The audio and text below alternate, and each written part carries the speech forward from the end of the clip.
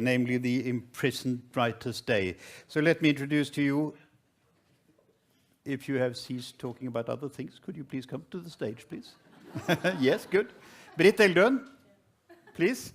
And Johanne Fronth Nygren of the Norwegian PEN Committee, or, yes, Committee for Imprisoned Writers. The word is yours. Yes. And how do we get a comment? Okay, thank you. On the occasion of the Day of Imprisoned Writers, PEN International focus on 5 of the many writers at risk. Either they are imprisoned, detained, or only being harassed.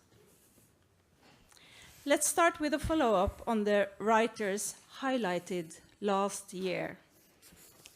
2 out of 5 have been released, and that is not too bad.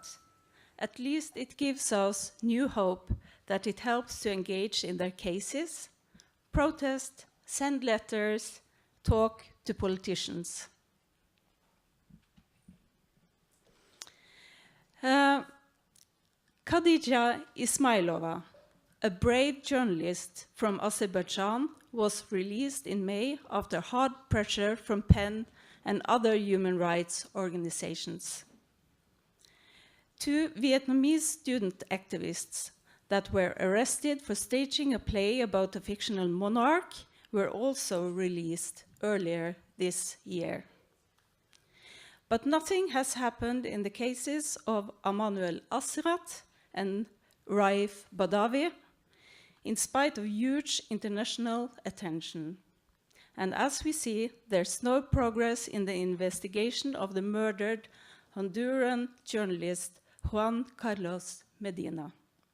We should have had their pictures up now, but I guess we have to do without.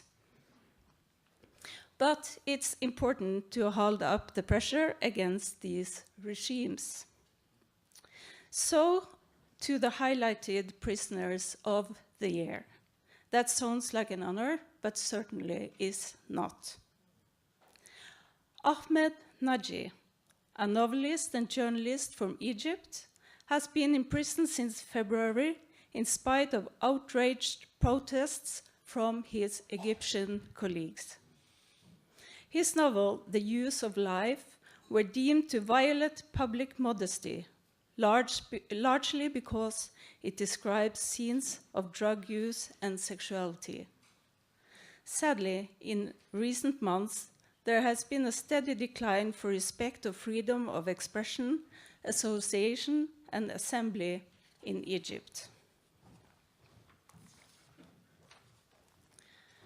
Asli Erdogan, known to Norwegian readers as the author of Steinbygningen, The Stone Building, and other excellent novels, was arrested in her home in August, and just a few days ago we learned that the public prosecutor in Turkey sought life sentence for her.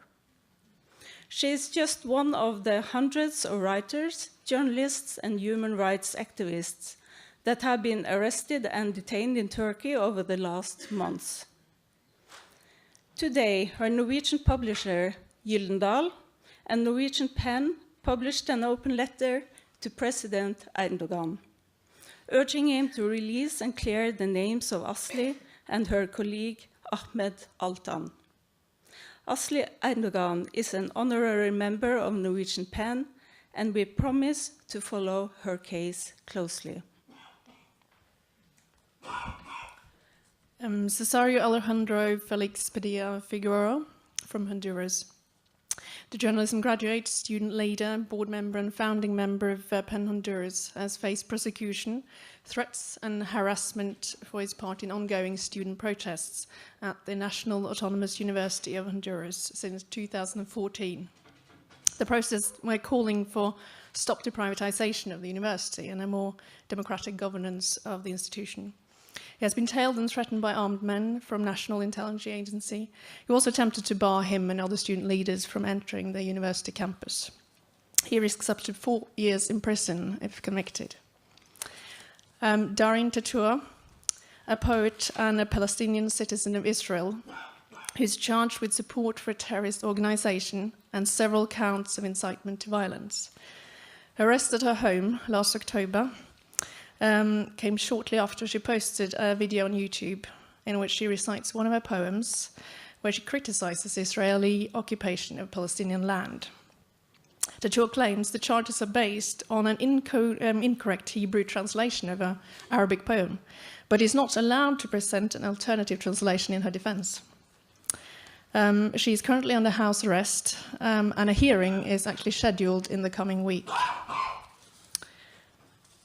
The last of the 5 writers at risk we're focusing on is Gui Minhai, a co-founder of Mighty Current, a publishing house based in Hong Kong, which prints books often critical of the Chinese Communist Party. He's also a former board member of the independent Chinese PEN Center's Translation and Linguistic Rights Committee. Minhai disappeared in October 2015, and it is expected that he is being detained in connection with his work as a publisher and a distribution of banned books to mainland China. Earlier this year, he appeared on state-controlled Chinese TV, claiming that he voluntarily turned himself over to the Chinese authorities. However, several other employees from Mighty Current have disappeared before and appeared in similar televised confessions. And these employees have later returned to Hong Kong and revealed that the confessions were scripted and coerced. The details of Minhai's whereabouts and his welfare is still unknown. And finally, we'd like to invite all of you to a workshop on the 11th of December here at the Literature House, where we're going to be writing new greeting cards to all of these 5 writers and many other writers at risk. So please come and join us for that.